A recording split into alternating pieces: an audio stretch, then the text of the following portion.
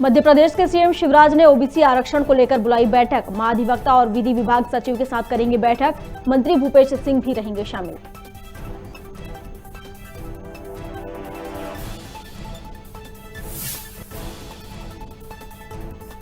मध्य प्रदेश का विधानसभा शीतकालीन सत्र 21 दिसंबर तक स्थगित।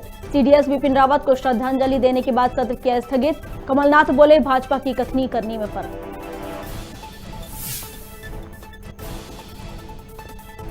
पूर्व सीएम उमा भारती ने ट्वीट कर फिर शिवराज सरकार को घेरा। लिखा, ओबीसी आरक्षण के बिना चुनाव कराना 70% आबादी के साथ होगा न्याय, बिना समाधान ना हो चुनाव।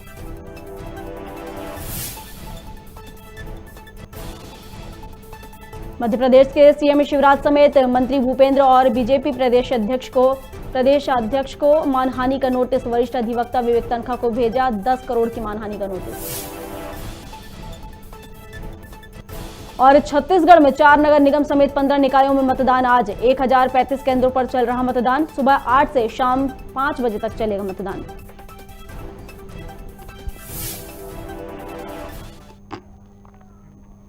नमस्कार, खबर भारत देख रहे हैं आप। मैं हूं आपके साथ प्रियंका। चलिए बढ़ते हैं खबरों की ओर।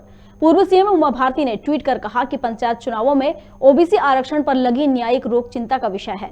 उमा भारती ने मुख्यमंत्री शिवराज से आग्रह किया है कि ओबीसी आरक्षण के बिना पंचायत का चुनाव लगभग 70% आबादी के साथ अन्याय होगा।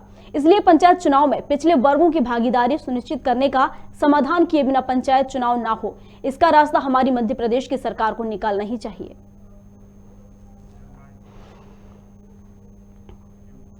मध्य प्रदेश के गृह मंत्री नरोत्तम मिश्रा ने कांग्रेस पर निशाना साधा है। सीएम समेत प्रदेश अध्यक्ष और मंत्री को नोटिस देने पर नरोत्तम मिश्रा ने कहा कि जनता की अदालत सबसे बड़ी अदालत होती है। इन्हें चुनाव में नहीं जाना था, इसलिए अदालत में गए। अब अपनी गलतियों को छुपाने के लिए नोटिस दे रहे हैं। वहीं उन्होंने आगे बताया कि आज से पूर्व प्रधानमंत्री अटल बिहारी वाजपेयी का जन्मदिन 25 दिसंबर तक सुशासन सप्ताह के रूप में मनाया जाएगा। वहीं कोरोना को लेकर नरोत्तम मिश्रा ने कहा कि विगत 24 घंटे में कोरोना के 20 नए प्रकरण सामने आए हैं, जबकि 18 लोग स्वस्थ होकर घर गए हैं। वर्तमान में प्रदेश में 184 एक्टिव केस बचे हुए हैं। गए क्यों थे? मूल सवाल ये है। अदालत में कांग्रेस के प्रवक्ता गए, कांग्रेस गई, कांग्रेस के सांसद गए। क्यों गए? जनता की अदालत में जाना चाहिए था। लोकतंत्र में जनता की अदालत सबसे बड़ी होती है, वहां जाते और जीत के आते। अब गए, अब सफाइयां दे रही है कांग्रेस। अब कुछ नहीं होगा। अब हज जाने से कुछ नहीं होने वाला है। खेद व्यक्त करो, माफी मांगो जनता से।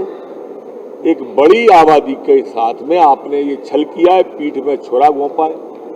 बाहर आके आप उनकी बात करते हो और अदालत में जाके उनका विरोध करते हो। 10 करोड़ तो मान लो तनखा जी की मानहानि का मिल जाएगा, लेकिन उसका क्या जाएगा जो करोड़ों करोड़ लोगों का, 5 करोड़ लोगों का आपने अपमान कर दिया, पीठ में छुरा घोंप दिया। उन नागरिकों का क्या होगा, पिछड़ों का, जिनके साथ उनने ऐसा किया। सार्वजनिक संपत्ति को नुकसान पहुंचाते हैं, आग लगाते हैं, पत्थर फेंकते हैं। ये विधेयक कल अथवा परसों हाउस में आएगा और उस पर चर्चा होगी। आज कार्य मंत्रणा में उस पर समय निर्धारित हुआ है और उसके बाद में ये कानून मध्य प्रदेश में बन जाएगा।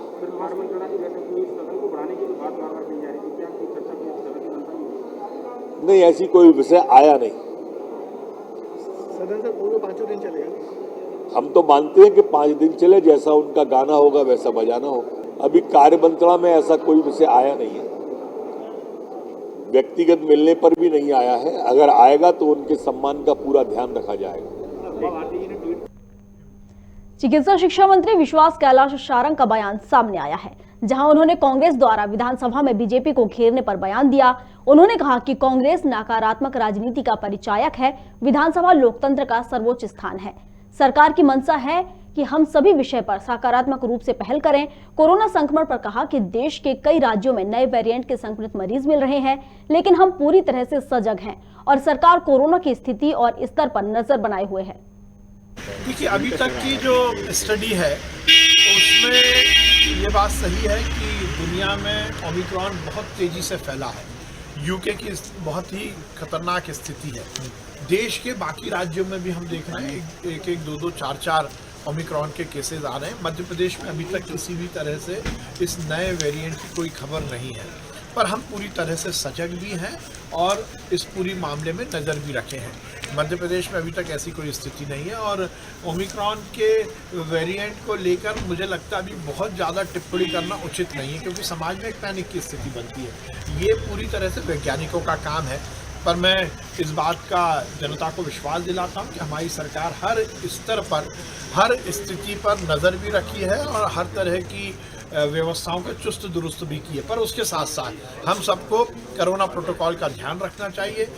हमें ये सुनिश्चित करना चाहिए हम मास्क लगाएं, जिन्हें वैक्सीन नहीं लगी है वो वैक्सीन जरूर लगवाएं, क्योंकि कहीं ना कहीं वैक्सीन कारगर है, ये दुनिया ने माना है। इसलिए निश्चित रूप से हम दोनों डोज लगवाएं। मुख्यमंत्री शिवराज सिंह चौहान ने ओबीसी आरक्षण को लेकर बैठक बुलाई है, जहां सीएम शिवराज महाधिवक्ता और विधि विभाग के प्रमुख सचिव के साथ बैठक करेंगे। बैठक में पंचायत चुनाव में ओबीसी आरक्षण को लेकर चर्चा होगी। वहीं इस दौरान मंत्री भूपेंद्र सिंह भी मौजूद रहेंगे। कांग्रेस ने पिछड़े वर्ग के साथ बहुत बड़ा अन्याय किया है। कांग्रेस ने 60 साल राज किया, लेकिन एक पिछड़ा प्रधानमंत्री नहीं दिया। मध्य प्रदेश में भी 50 साल राज किया, लेकिन एक पिछड़ा मुख्यमंत्री नहीं दिया। जबकि भारतीय जनता पार्टी ने देश को दुनिया का सबसे ताकतवर प्रधानमंत्री पिछड़े वर्ग से दिया, माननीय नरेंद्र मोदी जी के रूप में। मध्य प्रदेश में 3 मुख्यमंत्री, पूजनीय उमा भारती जी, आदरणीय बाबूलाल गौर जी और माननीय शिवराज सिंह चौहान जी, 3 मुख्यमंत्री दिए। कांग्रेस ने मुख्यमंत्री प्रधानमंत्री तो नहीं दिया, लेकिन पंच, सरपंच, जनपद और जिले में सदस्य और अध्यक्ष पिछड़े वर्ग के जो बनते थे उनका भी हक छीन लिया। कालापीपल से कांग्रेस विधायक कुणाल चौधरी ने कहा कि ओबीसी के नाम पर बीजेपी राजनीतिक रोटियां सेकने और झूठ फैलाने का काम कर रही है। चौधरी ने कहा कि बीजेपी आरोप लगा रही है कि कांग्रेस ने चुनाव पर रोक लगवाई है, जबकि सरकार ने अपना पक्ष सही तरीके से नहीं रखा है। सरकार को अपना पक्ष रखना चाहिए। मध्य प्रदेश के अंदर भारतीय जनता पार्टी 70% आबादी के साथ धोखा कर रही है। भारतीय जनता पार्टी ओबीसी के नाम पे सिर्फ राजनीतिक रोटियां सेकने का काम करती है। 15 साल में 3 मुख्यमंत्री तो ओबीसी के नाम पे बना लिए। जातियों पे जातियां जोड़ते हुए ओबीसी की जनसंख्या को बढ़ाने का काम कर दिया।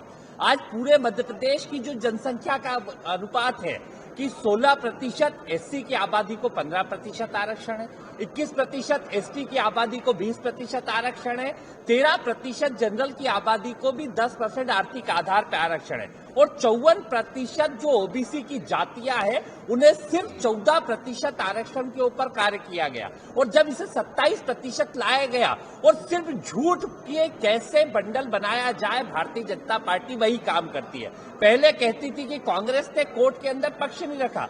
कांग्रेस ने कई तैयारियां करके उसकी तैयारी करी।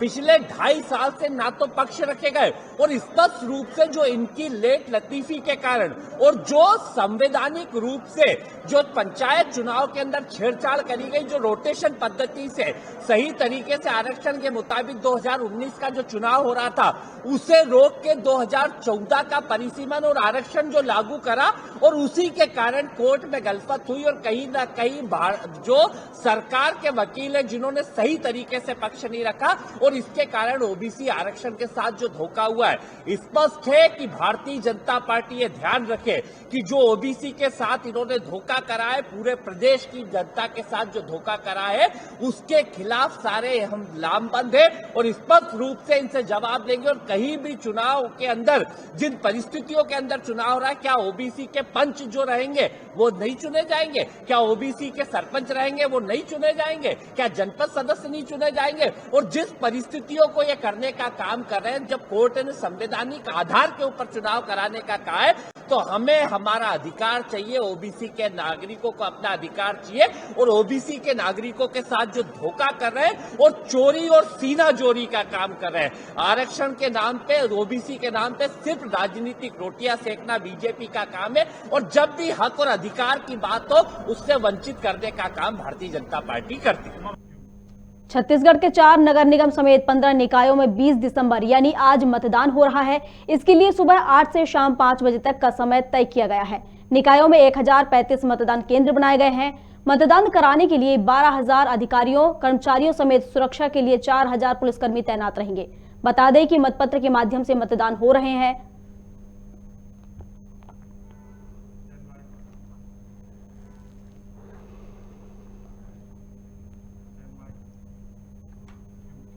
टिकरी के ग्राम दवाना में धनगर समाज के पुत्र गौरव व टीम ने राज्य स्तरीय टेबल टेनिस प्रतियोगिता में प्रथम स्थान प्राप्त कर शहर का नाम रोशन किया है।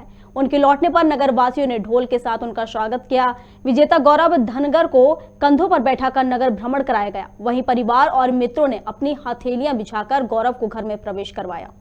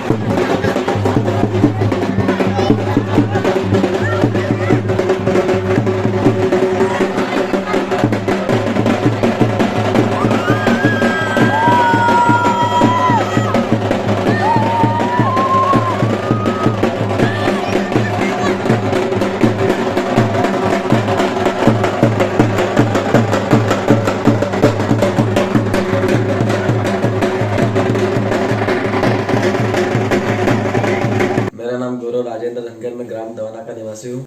हमने अभी राज्य स्तरीय टेबल टेनिस प्रतियोगिता में दक्षिण क्षेत्र को हराकर जीत हासिल की है।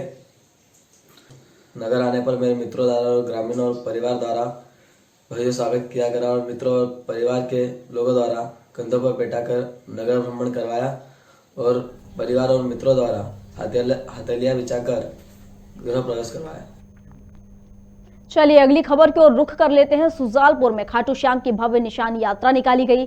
निशान यात्रा में सद्भावना की मिसाल पेश करते हुए मुस्लिम समुदाय के लोगों ने पुष्प वर्षा कर स्वागत किया। यात्रा गणेश मंदिर से शुरू होकर नगर के मुख्य मार्गों से होते हुए विचित्र वीर हनुमान मंदिर पहुंची, जहां श्याम बाबा का भव्य दरबार सजेगा। साथ ही एक शाम श्याम के नाम का संगीत भी आयोजित होगा, जिसमें कई कलाकार अपनी प्रस्तुतियां देंगे।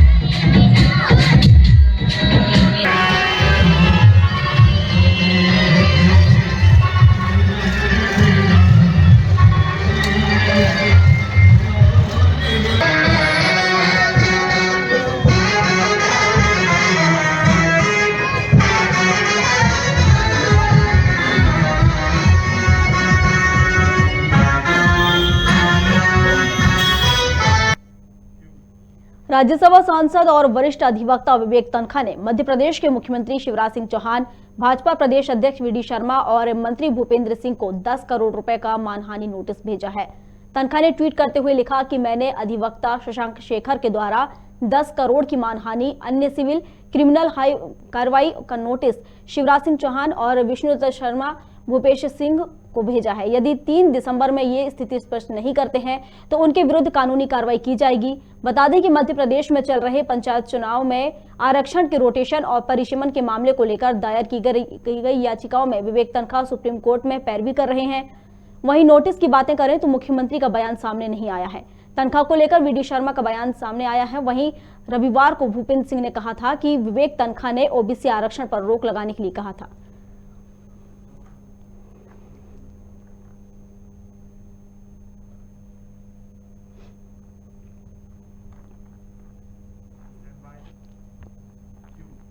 किसान नेता और दिल्ली बॉर्डर पर डटे हुए किसान आंदोलन के मुख्य नेता राकेश टिकैत छत्तीसगढ़ प्रवास पर हैं। कांग्रेस विधायक और छत्तीसगढ़ गृह निर्माण मंडल के अध्यक्ष कुलदीप सिंह जुनेजा के आग्रह पर टिकैत विधायक कार्यालय पहुंचे। पत्रकारों से बातचीत में राकेश टिकैत ने कहा कि वे किसानों, सफाई कर्मियों और प्रदेश की जनता का धन्यवाद करने आए हैं। राकेश टिकैत ने छत्तीसगढ़ के सम्मान में छत्तीसगढ़िया सबले बढ़िया का नारा भी लगाया। धन्यवाद देना है हम सबका, पुलिस के लोगों का धन्यवाद देना है, सफाई कर्मचारियों का धन्यवाद देना है, यहाँ के गुरुद्वारों का धन्यवाद देना है।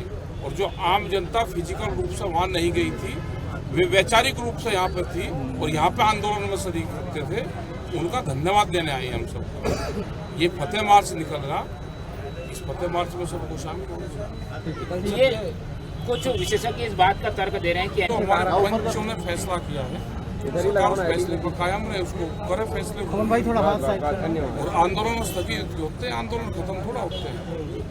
ये एमएसपी का जो सवाल है, क्या ये केवल खाद्यान्न पे रहेगा, सब्जियों पे भी रहेगा, फलों पे रहेगा? अभी किस पे? तो क्या ये अगर उलझाना हो केस तो ऐसा 20 रुपये कर दो, सारी पाना चाहिए, सारी पाओ नहीं। अभी जितना एमएसपी दे रहे हैं उसको लीगलाइज कर दो, एक बार वो हो जाएगा तो फिर आगे दूध पे भी करेंगे और वेजिटेबल्स पे भी करेंगे।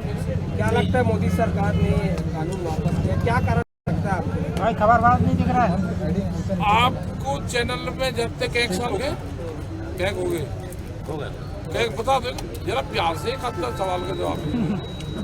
आप नहीं कह रहा कि आपको नौकरी करते कितने दिन हो गए? जब आप ऑफिस जाते हो तो किसी आदमी ने आपसे ये पूछा कि आप ऑफिस कौन से रास्ते से आए? नहीं पूछा ना। तो सरकार ने हमारा काम कर दिया, काम कान में लकड़ी उठा के निकल जाएगा, हमारा काम हो गया। छत्तीसगढ़ में भी देखो कार्यक्रम है ये कि दिल्ली में ठीक प्रोग्राम हुआ, यहाँ के लोगों का भी, यहाँ के किसानों का भी बड़ा सहयोग रहा, यहाँ के समाज का बड़ा सहयोग रहा। यहाँ पे मीटिंगें हुई और जो भी संयुक्त मोर्चे की कॉल होती थी उसमें पूरे देश में और छत्तीसगढ़ में, रायपुर में या अलग अलग डिस्ट्रिक्ट में प्रोग्राम होते थे। इनका धन्यवाद करने आए। धोबी समाज के इतिहास में पहली बार समाज के विभिन्न पदों का चुनाव लोकतांत्रिक तरीके से हुआ, जहां कुल 3 अध्यक्ष और 3 महासचिवों के लिए धोबी समाज ने प्रत्याशी खड़े हुए। धोबी समाज के पदाधिकारियों ने मीडिया से बात की और कहा कि प्रदेश में 22 लाख की आबादी होने के बाद भी धोबी समाज से आज तक कोई भी विधायक सांसद नहीं बना है। अन्य समाजों की तरह धोबी समाज के लोगों को भी उनके अधिकार मिलने चाहिए। मेरा कहना ये है सर कि अभी तक अन्य समाज की अपेक्षा, जैसे कुर्मी समाज है, साहू समाज है, उनकी अपेक्षा हमारा समाज अभी पिछड़ा हुआ है। इतने सारे लाखों पर संख्या के होने के बावजूद भी हमें वो हक अभी तक नहीं मिला है जो एक राजनीति में एक अच्छा पद या अच्छा विधायक बनने का कोई हमको एक नाम मिला हो। इससे हम वो हैं तो हम चाहते हैं शासन प्रशासन से कि वो हमारी तरफ भी ध्यान दें, हमारे समाज की तरफ भी, कि हम भी आगे बढ़ चढ़ के हिस्सा लें।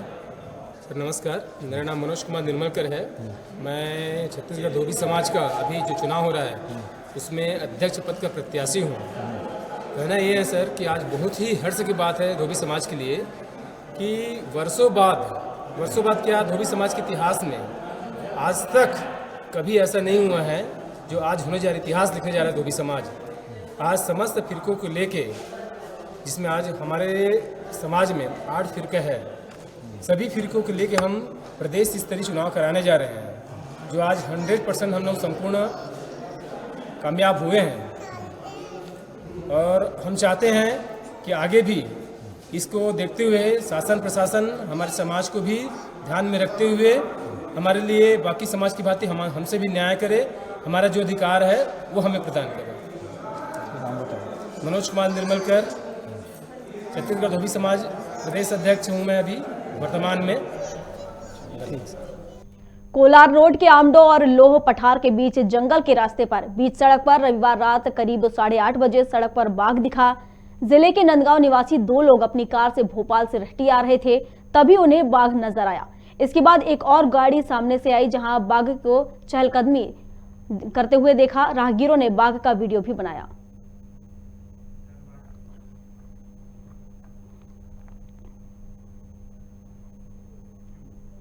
पुष्पराजगढ़ में कड़कड़ाती ठंड के साथ पारा लुढ़क गया है, जहां दलहन की फसलों ने बर्फ की सफेद चादर ओढ़ ली है।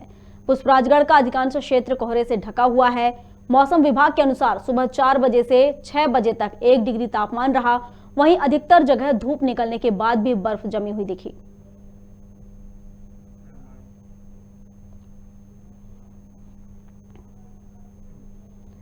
अनूपपुर में कोविड-19 की तीसरी लहर को देखते हुए चिकित्सालय प्रबंधन पूरी तरह संवेदनशील है और प्रतिदिन जिला चिकित्सालय परिसर समेत जिले के सामुदायिक स्वास्थ्य केंद्र जैतहरी, पुष्पराजगढ़, कोतमा, बिजूरी और फुनगा के मुख्य मार्ग द्वारा लगातार कोविड-19 की जांच की जा रही है और लोगों को मास्क लगाने सहित अन्य नियमों की जानकारी दी जा रही है। मुख्य चिकित्सा एवं स्वास्थ्य अधिकारी डॉक्टर SC राय ने कहा कि सभी का कोविड-19 RT-PCR टेस्ट करवाया जा रहा है, जिसका नतीजा है कि जिले में 3 कोरोना पॉजिटिव निकल कर आए हैं और उनको होम क्वारंटाइन किया गया है। क्या है, कोविड के बढ़ते हुए देखते कि कम से कम 900 प्रतिदिन जिला अनूपपुर से टेस्ट होना चाहिए। तो लोगों में इसके बहाने एक मास्क की भी जांच हो जाती है, उनको कुछ समझाया भी जाता है और उनका टेस्ट भी करा लिया जाता है, जिससे उनको लगे कि लोग सतर्क हैं, हमारी जांच हो रही, हमको रोको टोको जो अभियान होता है वो भी कर रहे हैं। और टेस्ट कराने का ही नतीजा है कि इस महीने हमको 3 लोग पॉजिटिव मिल गए। अगर इतना सक्रियता से टेस्ट नहीं होता तो ये तीनों हमसे जांच में छूट जाते और हम ना इलाज कर पाते ना आइसोलेट कर पाते। भोपाल के शारदा विहार स्कूल में जनजातीय महोत्सव का आयोजन किया गया, जिसमें आदिवासी कलाकारों को पुरस्कार देकर सम्मानित किया गया। साथ ही कार्यक्रम में आदिवासी कलाकारों द्वारा बनाए गए चित्रों की प्रदर्शनी लगाई गई। इस दौरान बच्चों ने आदिवासी नृत्य भी प्रस्तुत किए। बता दें कि यह आयोजन पाखी सोशल वेलफेयर सोसाइटी के द्वारा सांस्कृतिक विभाग भारत सरकार के सौजन्य से आयोजित किया गया था।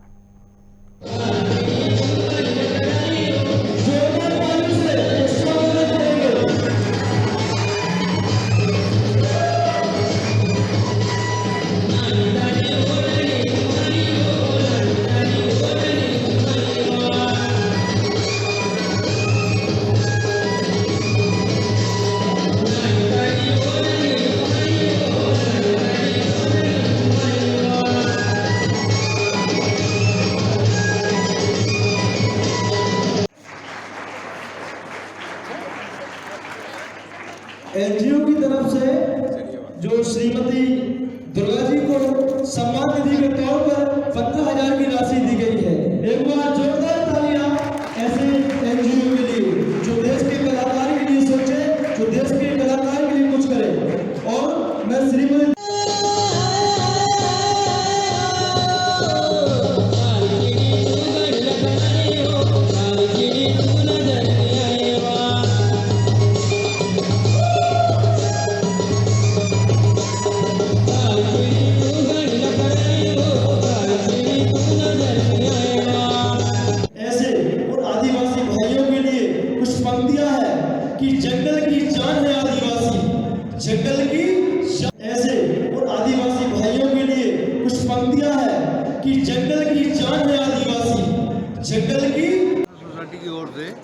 आदिवासी और गांव के बच्चों को ट्रेनिंग दी जाती है। उनको चित्रकला और नृत्य वगैरह के लिए पढ़ाई के लिए प्रोत्साहित किया जाता है। आज की तारीख में बच्चों ने कुछ चित्र बनाए हैं जो आपके सामने लगे हुए हैं और बहुत अच्छा प्रयास किया है। इनको जो है सिर्फ उत्साह की ज़रूरत है, ये आगे बहुत चल के नाम करेंगे। हमारी संस्था पाखी सोशल वेलफेयर सोसाइटी 1999 से स्थापित है। पिछले 10-15 वर्षों से जो आदिवासी बच्चे हैं उनके स्कूल पढ़ाई वगैरह या फिर कल्चर एक्टिविटी के लिए उन्होंने कार्य करती है।